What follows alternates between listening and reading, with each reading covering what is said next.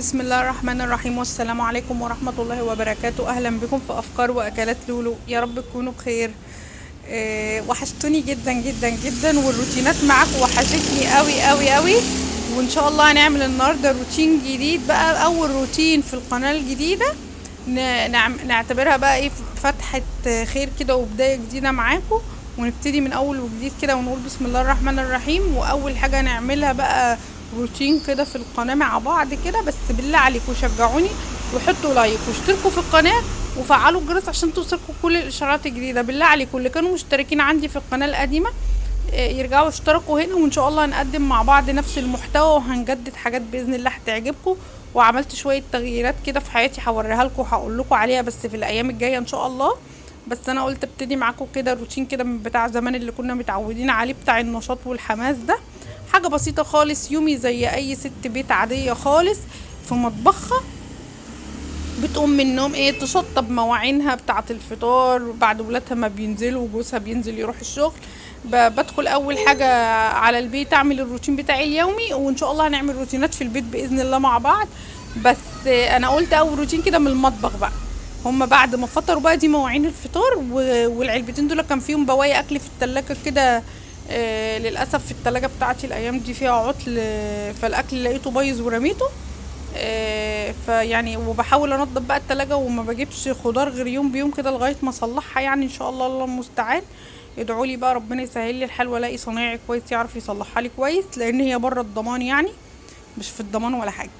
فقلت يا بت قومي يلا اغسلي مواعينك الاول مكان الفطار وروقي دنيتك الاول عشان تقفي في المطبخ تعملي لهم الاكل وانتي رايقه وما وراكيش اي حاجه. وارجعي بقى شغلي الكاميرا تاني واستعيد الذكريات مع اصحابك وحبايبك اللي كانوا بصراحه مالين عليا الدنيا. مش عايزه اقول لكم، انا ما كنتش مفكره ان القناه لما بيعها هتاثر فيا قوي كده وهفتقد حاجه مهمه جدا في حياتي. فعلا انا افتقدتكم جدا وافتقدت حاجه مهمه جدا في حياتي، ان انا اتواصل معاكم. وعلشان كده ما قدرتش ابعد عنكم اكتر من كده، وقلت ابتدي بدايه جديده. انا عارفه ان البدايه هتبقى صعبه لغايه ما نرجع نتعرف تاني ويرجع المشاهدات تاني، خصوصا ان ما فيش حد في الزمن ده بيساعد حد اصلا من غير مقابل. يعني ما فيش اي قناه كبيره هترضى تعرف الناس وتقول لهم ان انا عملت قناه جديده والمشتركين يرجعوا يشتركوا والكلام ده، الا اذا دفعت لها فلوس اعلانات. يعني من غير مقابل لا، مش هيحصل. انتوا عارفين يعني ان ما حدش بيساعد حد من غير مقابل في الزمن ده.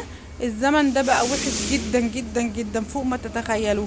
غلو اسعار رهيب ونفوس بقت وحشه، وما بقاش حد بيحب لحد الخير. كل الناس كل واحد بيقول يلا مصلحتي. فالله المستعان نعتمد على نفسنا ونشد حيلنا ونشتغل ونبني نفسنا من الاول زي المره اللي فاتت كده. انا قعدت 5 سنين على اليوتيوب ما حد ساعدني خالص، وبنيت نفسي بنفسي لغايه برضو ما بعتها في لحظه يأس. الصراحه مش هقول لكم هي كانت لحظه يأس، بس خسرتني كتير الحمد لله. بس ان شاء الله ان شاء الله طول ما احنا عايشين بيبقى في امل جديد، وفي امل في ربنا ان ربنا هيرزقنا ان شاء الله وهيكرمنا، والخير ربنا هيجيبه لنا باذن الله. فانا يعني استعوضتها عند ربنا، وقلت بالتاكيد ربنا شايل لي حاجه احسن وهيقف جنبي زي المره الاولانيه، ومش هحتاج لحد وهعتمد على نفسي وعلى الناس اللي بتحبني ان هي ترجع تشترك. بس بالله عليكم، بس الطلب الوحيد اللي انا هطلبه منكم، لو قناتي عدت عليكي كده يوميات وافكار لولو، لو عدت عليكي في الصفحه الرئيسيه بتاعه اليوتيوب، بالله عليكي تشتركي وتشيري علشان بس القناه تكبر شويه ويشوفها عدد كبير من الناس.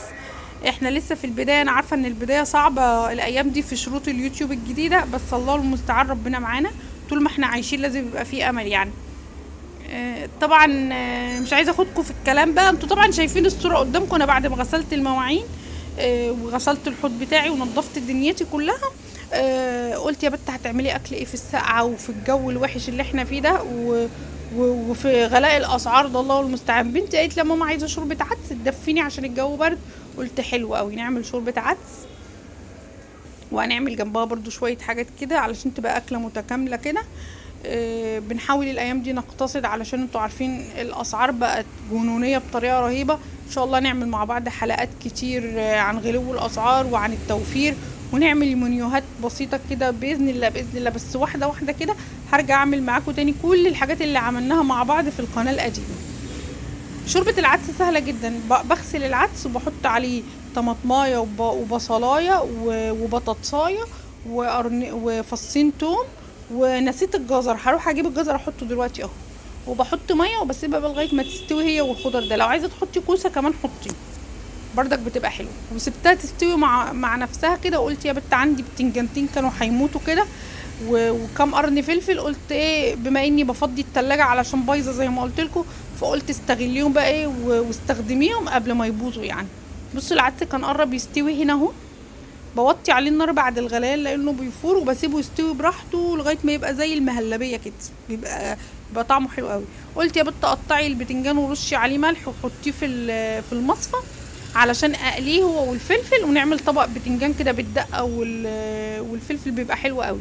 وكان عندي شويه بسارية في الفريزر، طلعتهم كده، كنت منضفاهم ومطلعاهم، قلت اتبلهم واقليهم كمان عشان تبقى وجبه متكامله كده.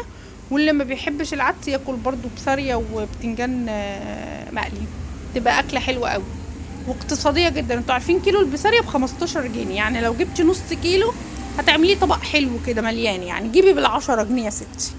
هو طبعا الازمه دلوقتي في الزيت الصراحه، لان الزيت بقى غالي جدا. فاكتر الناس بقى هتقولك يا لولو مش موفره ولا حاجه، ما انت قاليتي البتنجان والبسارية بنص ازاز الزيت. فعلا عندكم حق والله، بس هنوفر اكتر من كده. ايه، ما هو مفيش توفير، هناكل البسارية ازاي والبتنجان ازاي لو ما كناش نقليه؟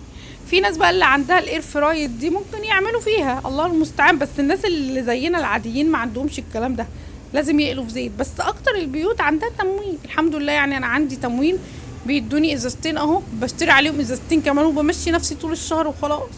او برشط على حماتي تديني ازازه على التموين وامشي دنيتي يعني اهو الحمد لله.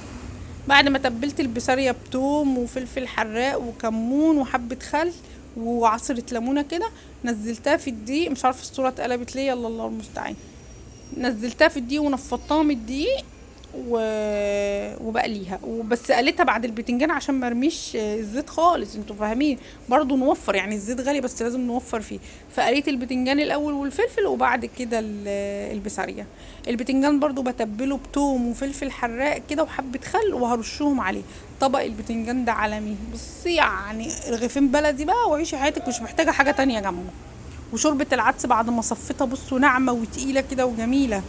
ببهرها برضو بملح وكمون وشطة، وزودي الكمون بقى عشان العدس بيحب الكمون. بعمل له طشة بصل. بجيب بصلايه كده بخرطها بصوا المغرفة اتكسرت، يلا الله المستعان. اتكسرت وانا بشتغل اهو على الهوا مباشر. يلا نرميها بقى. وجبنا واحده خشب حلوه كده وطشينا على العدس بقى بالبصل كده. في ناس بتحط له توم بس انا بحبه اطشه بالبصل بس، بصلايه محمره كده خلاص. على فكره المعالق الخشب دي حلوه ومتينه والله، احلى من السيليكون، ده اختراع فاشل ما لحقتش واتكسرت اهي. بصوا العدس وقوامه، وبصوا ناعم ازاي. تعصري عليه ليمونه بقى وعيشي حياتك في الشتاء ده. وقالت البسارية مقرمشه، ومش عايزه اقول لكم طعمها تحفه ومقرمشه جدا، بس وطي عليها النار وانتي بتقليها.